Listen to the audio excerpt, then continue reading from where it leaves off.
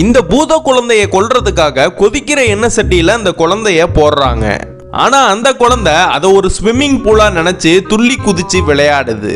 அதனால என்ன ஆகுதுன்னா அந்த சூடா இருக்கிற எண்ணெய் எல்லாரும் மூஞ்சிலையும் பட்டு வெந்து போயிருது. ஆனா அந்த பூத குழந்தைக்கு மட்டும் எதுவுமே ஆகல. அந்த சூடான எண்ணெயில நீச்சல் அடிச்சு விளையாடுது.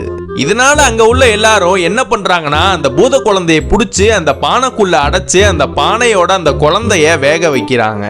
அப்பயும் அந்த குழந்தை பானையை உடைச்சு செதற விட்டு மேல பறந்து ஒரு இடத்துல போய் உட்காருது.